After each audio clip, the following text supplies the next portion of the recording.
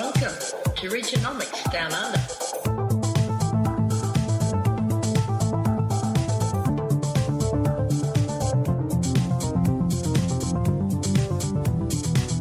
Welcome to Regenomics Downunder, a podcast about the wealth of no government required climate solutions already happening on the ground, both in Australia and around the world. It's a story of how citizen innovators are turning their local and regional economies regenerative. Why make this podcast? Even today, way too many of the common conversations around global warming still target two rather depressing, repetitive themes. The first theme is all about how big government and big business need to make big changes, especially about what they're not doing that they darn well should. The second theme is about how so-called ordinary people, consumers, small businesses, communities need to play their part by using less or by investing in specific, often expensive solutions like solar panels and EVs. Both themes are important, but it's like discussing a vanilla slice and only talking about the pastry on the top and the bottom. These two themes ignore the sticky, messy, tasty filling that's most of the vanilla slice, the good bit, the solutions, the actionable solutions we already have. Global warming is a symptom of centuries of degenerative systems and practices that go back beyond the Industrial Revolution. The symptom isn't the problem. The solution is a smarter goal, regeneration, making systems that work for 100% of the world, people, animals, ecosystems, oceans, the whole world. When you start looking, you find that thousands of innovators have been working on solutions for decades, and those solutions are being scaled.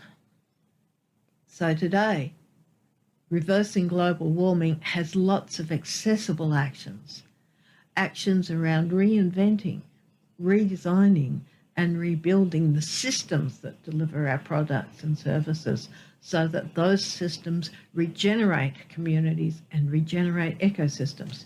It's a game that works beautifully at local and regional levels. It's not just a game for the big boys. And it's a game that thousands of individuals, communities, councils and local businesses are already playing. All around Australia, businesses, individuals, communities, not-for-profits in regions are doing some pretty awesome things. In this podcast, we're going to explore what's happening, where it's happening, and how it's happening. Plus, we'll talk about the frameworks, the modelling, the evidence, the new knowledge, and the ancient wisdom behind the solutions so that you can find your best way to be an active player instead of a worried watcher. You're listening to Regenomics Downunder, a podcast about the climate solutions happening today.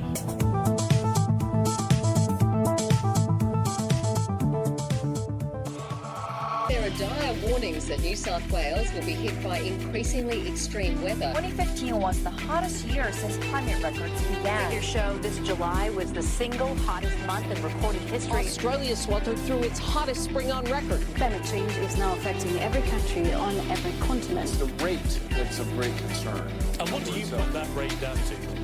Oh, it's human activity. We have everything we need. Some still doubt that we have the will to act, but I say the will to act is itself a renewable resource.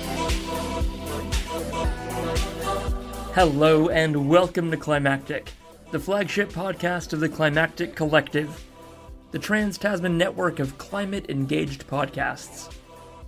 I'm publisher Mark Spencer, and today I have the privilege of announcing and sharing with you the first episode of the newest show on the Climactic Collective, Regenomics Downunder. Now, for those of you who've been listening to Climactic for some time, you'll probably already be familiar with Lee Baker. Lee was one of the early inspirations for me in starting Climactic, and I've got a little anecdote I'll share with you in just a second, but she was also the first repeat guest of Climactic, her first appearance being just a few months after we'd launched. On August 29th, Lee Baker, The Power of Systems, Optimism, and Project Drawdown, and then again on November 14th, in an episode called Hacking Human Systems for Climate Progress. Lee's pragmatism, her systems thinking approach, her focus on solutions, had been a big inspiration to me. And so it was, I think, in June of 2018, just a couple months after launching Climactic. It was at an event in the city of Melbourne, the Social Innovation Network, which is a group of businesses who want to do good and not just make profit, social enterprises, people like that. That at the end of an event, there was a chance to talk about what you're doing yourself. And so I took the opportunity and stood up in front of a room full of people and talked very briefly about Climactic and what I was hoping to build the podcast into. And so it was that Lee came up to me after that. And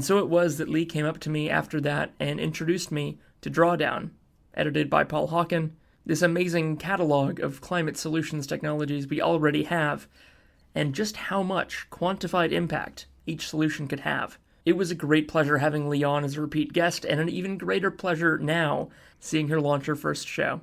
So I want you to settle in, set your mind to solutions, and enjoy episode 1 of Regenomics Downunder. And to get more and subscribe to this new show, head to climactic.fm and click on the fantastic Regenomics Downunder cover art and hit subscribe in your podcast app of choice.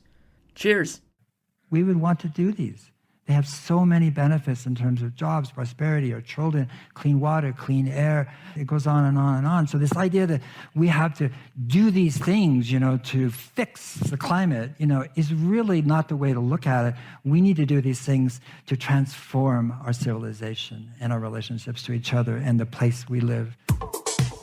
Welcome to Regenomics Down Under.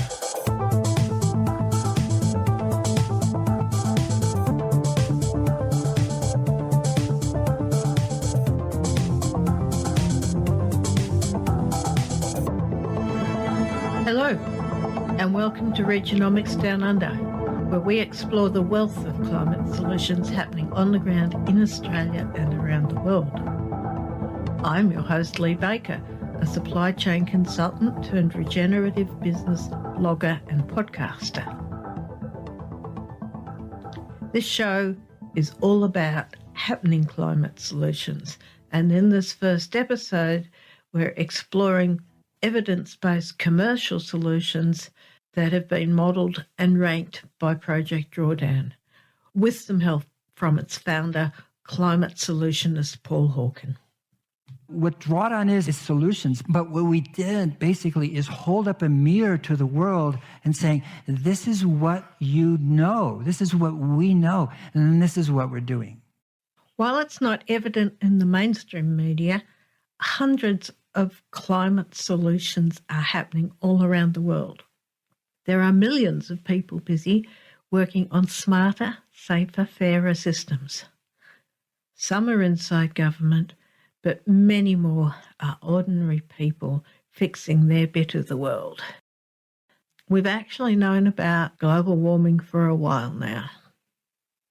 The first scientific warnings about the risks of climate change caused by burning fossil fuels date back to the 1860s. In the modern era, climate change was in the news in the New York Times back in 1956. Through the 60s and the 70s, increasing concerns were raised on climate and other environmental issues. One thing that happened was the formation of a group of concerned scientists and thinkers called the Club of Rome, who wrote a report called The Limits to Growth in 1972. Concern about this environment thing got more serious and more organised throughout the 1970s and 80s, and in 1988, the International Panel on Climate Change was established. Over the years, there's been an increasing amount of research into the cause of the problems. The IPCC has millions of data points behind their research. At the same time, the world's innovators and entrepreneurs have been building solutions from renewable energy to regenerative agriculture. What's been missing has been a plan, a quantified analysis of the full spectrum of existing actionable solutions. That changed in 2017 with the publication of the first Project Drawdown report. In my assessment, Project Drawdown is one of the most important climate studies ever done because it quantifies and models the full spectrum of existing scaling commercial solutions, many of which are seriously surprising.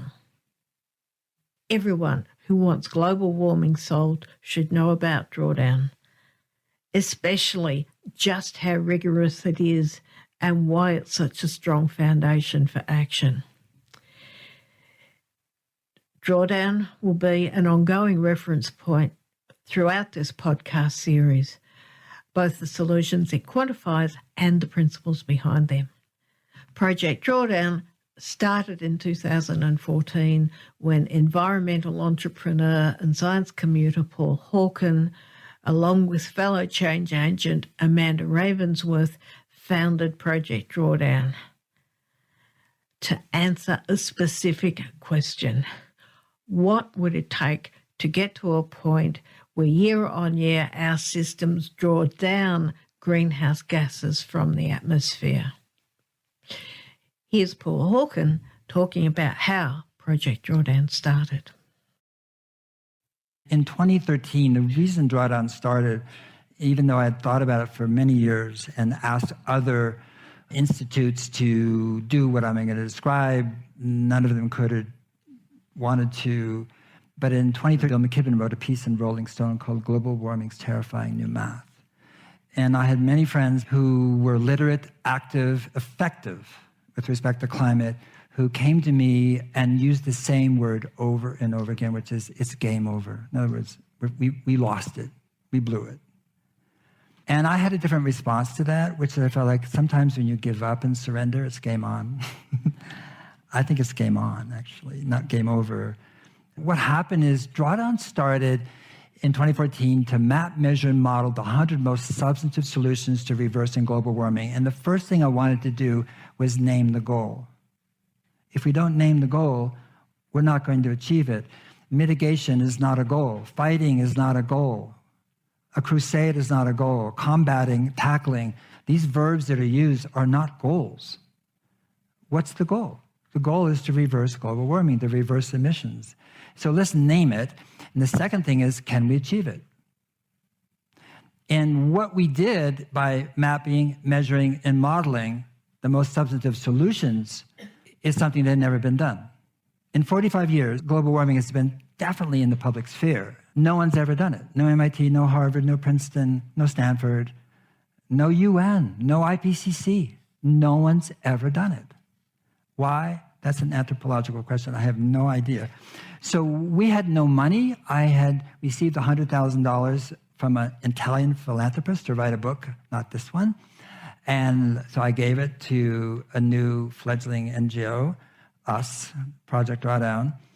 And since we had no money to hire scientists, we put out the word all around the world for Drawdown Fellows. And we were overwhelmed with applications. These people are from 22 countries, 6 continents, and they basically wrote master's theses on each solution and then used the vector model that we developed. So what I want you to take from this is that we were a collaborative. It wasn't somebody knowing or doing and saying what they think. It was a group of us coming together and saying, what do we know?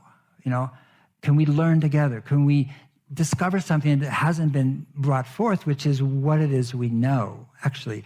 So the solutions we modeled are extant. They exist. We know how to do them. We are doing them. We have data. Everything we modeled, we used peer-reviewed data. If it wasn't peer-reviewed, we didn't model it. We had economic data from the most respected economic institutions in the world. IEA, the World Bank, IPCC, Bloomberg Energy. So what drawdown is solutions. But what we did basically is hold up a mirror to the world and saying, this is what you know. This is what we know. And this is what we're doing. This isn't a message of, well, you're not doing something, you ought to do this, don't you feel bad about it? You're an individual, what are you doing? There's no guilt tripping, right? And so Drawdown took a very different approach to climate communication. We put in it, these solutions, but we never advocated. We never said should, ought, need to, That was for you to make a decision. We told stories. We brought it out. We never used fear, threat, doom. We never finger pointed. We never demonized. We never said somebody's bad or wrong. So it's a very different approach to communication. What you see is the rank of the solution. You'll see how much CO2 or CO2 equivalent is reduced. Every solution was scaling, and we continued to scale it until 2050. That was our assumptive method, and we did it against the business as usual scenarios of the World Bank and the IPCC and the IEA. So they have actually baked in solar and wind and so forth. And so this is basically projecting these solutions out over time. This is wind, the number 2 solution, and you can see the net savings over 30 years, $7.43 trillion. It's gone way up since 2017 when this book was published. So again, when you look at these solutions, what happened when we did the math, because that's what we did, is we did math. We just read the literature and did the math, and there's the math, is that the diverse ways in which we can work together to this is extraordinary, because it's a system that created the problem. It's a system that heals it and cures the problem. And it just underlines one of these important points. These solutions are no regret solutions except for one, which is nuclear. And that is to say, we would want to do them if there wasn't a climate scientist alive and we were clueless as to what causes extreme weather. We would want to do these. They have so many benefits in terms of jobs, prosperity, our children, clean water, clean air. It goes on and on and on. So this idea that we have to do these things, to fix the climate, is really not the way to look at it. We need to do these things to transform our civilization and our relationships to each other and the place we live. You're listening to Regenomics Downunder with Lee Baker.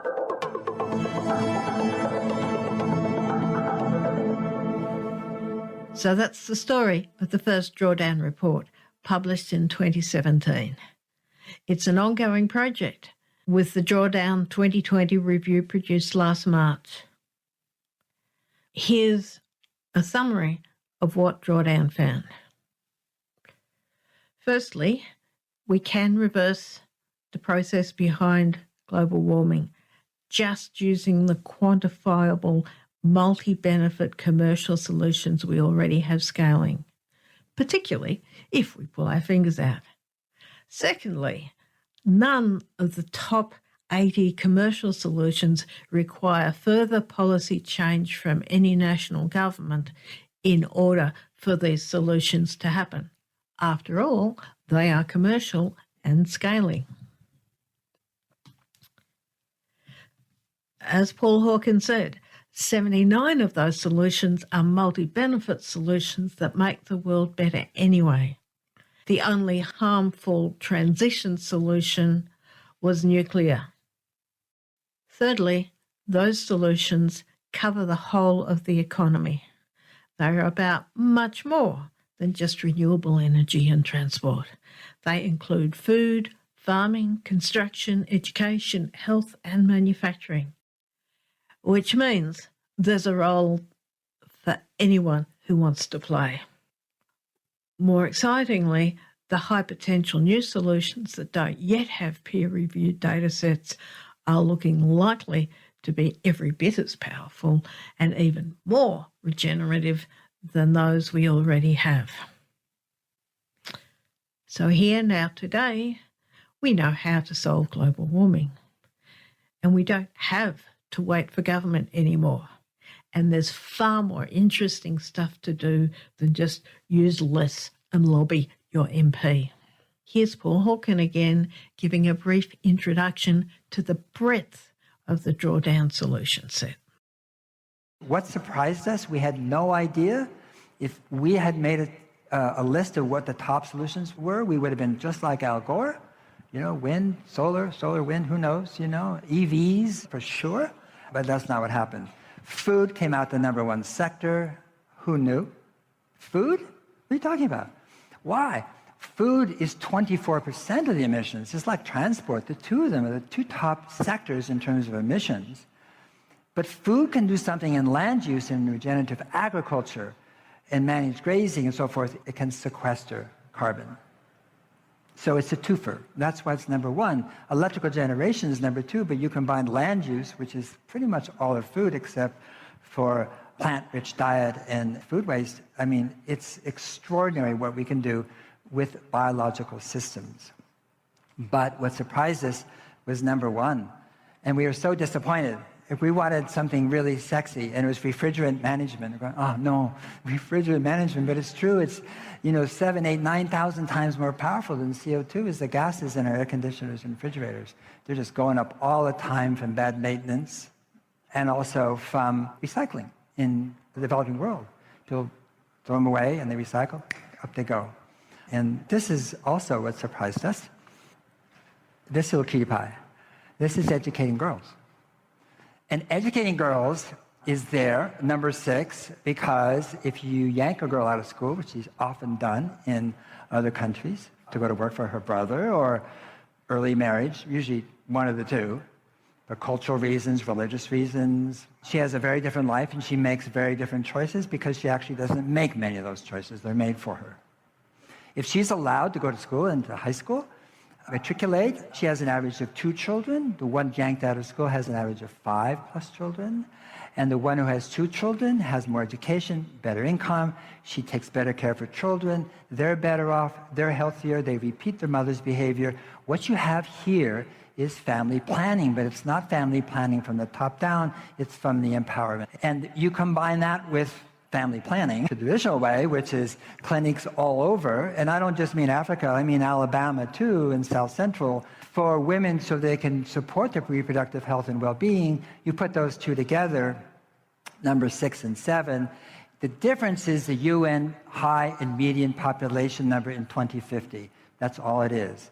And the UN says it's due to family planning. And you put the two together, and the number 1 solution to reversing global warming is the empowerment of girls and women. That's number 1. And again, why don't we hear that? Why do we keep hearing solar and wind? Again, very important. But the idea is somehow there's a techno fix out there. Yes, there is, but that's not the whole picture. And basically what you're seeing here is all the solutions. It's the system that caused the problem. It's the system that heals it. In other words, it's everything. There's no such thing as a small solution. They're all important. You're listening to Regenomics Downunder.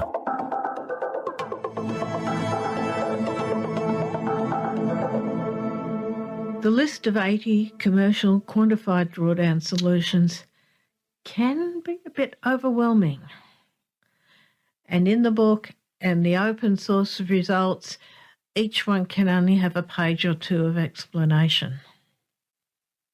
So knowing the names of them may not give you a detailed picture of how they're happening on the ground. Let's look at a couple of them and what they look like in real life in Australia.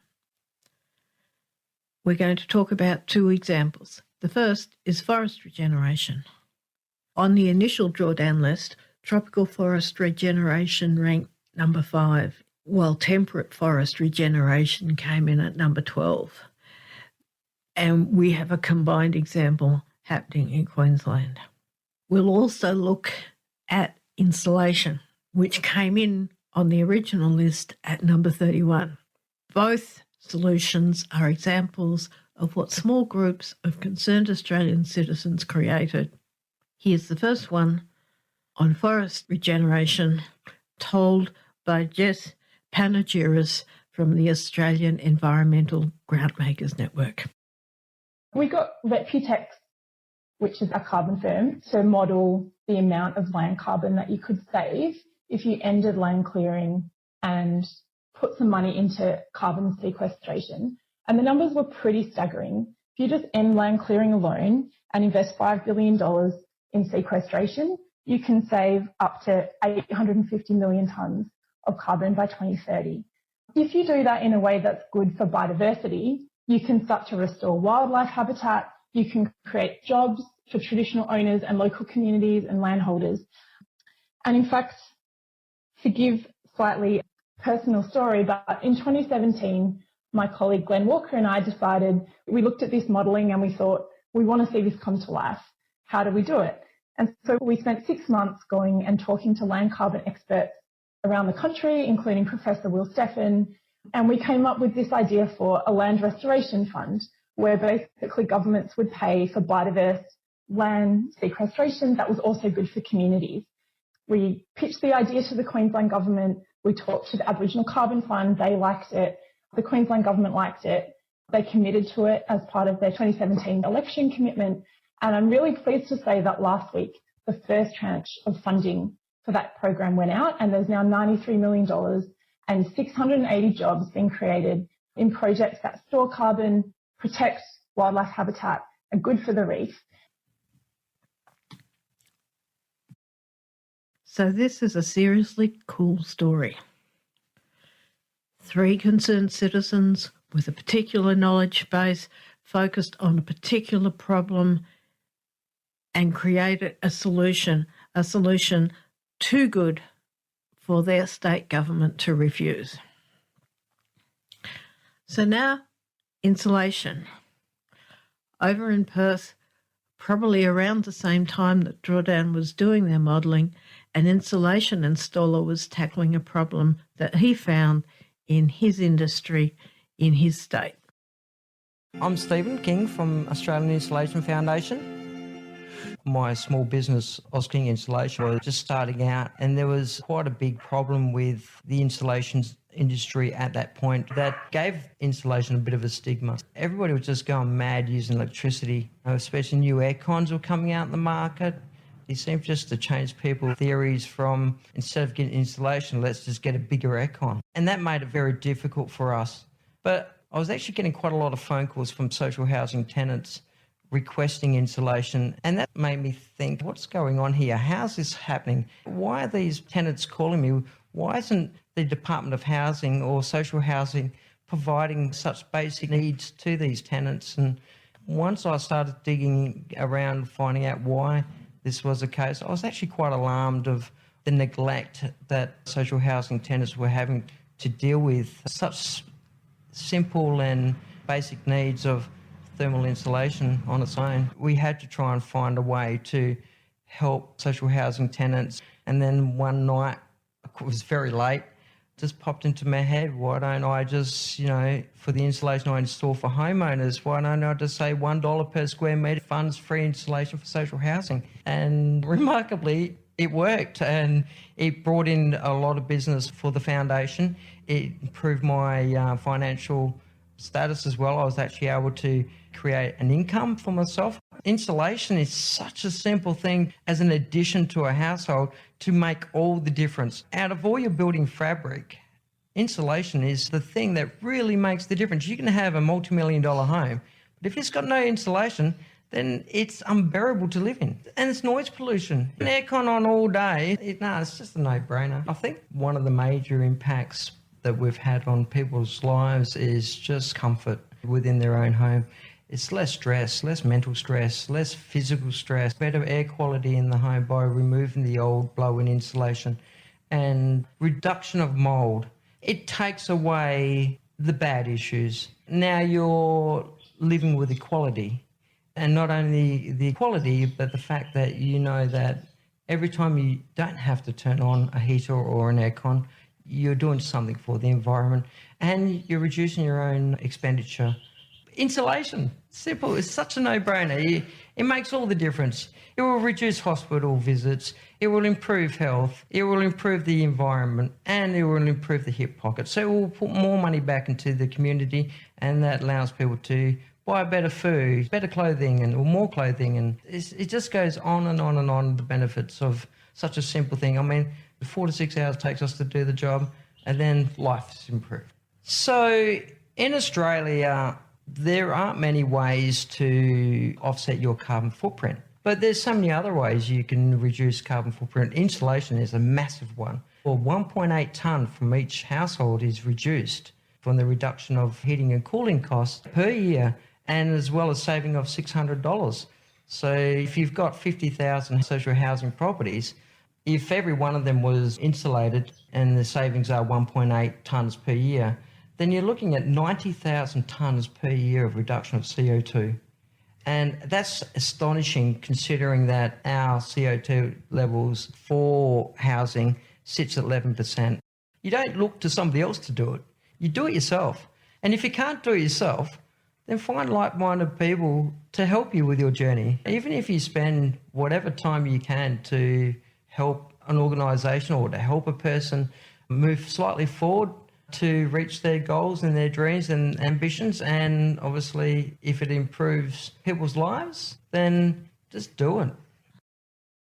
So that's an example of the drawdown solution insulation being done on the ground in Australia by an ordinary guy in an ordinary business, solving a problem that makes a whole lot of things better for social housing tenants in Western Australia. Seriously cool.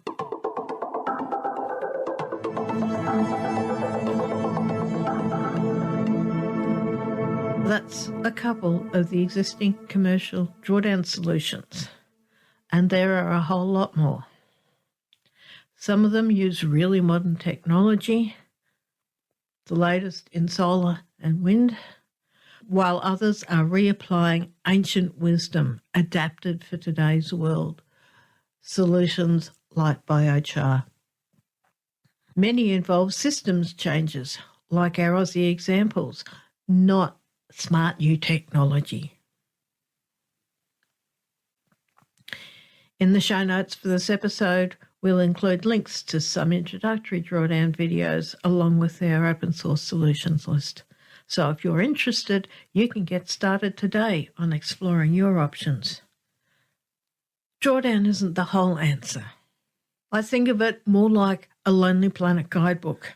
For everything that's in the guidebook, there's more. When you get out there on the ground and start looking, there's a whole lot of stuff that just isn't measured. Often what's measured isn't peer-reviewed. Some of the tech is so new there are no numbers yet. Other ancient solutions have just never been quantified. But they're being done. So when you see a news story that tells you that what we need to solve climate is big action from big government, smile. When you see a news story that's all about small, low-level action, that means you have to use less or you have to spend more on the proper stuff, smile. Because those two storylines are like the pastry layers of a vanilla slice. Necessary, but not the good stuff. Once you start looking, there's a whole wealth of accessible action in the systems that we use every day. It's like travelling. You go out, you go to a place, and you look at what's there.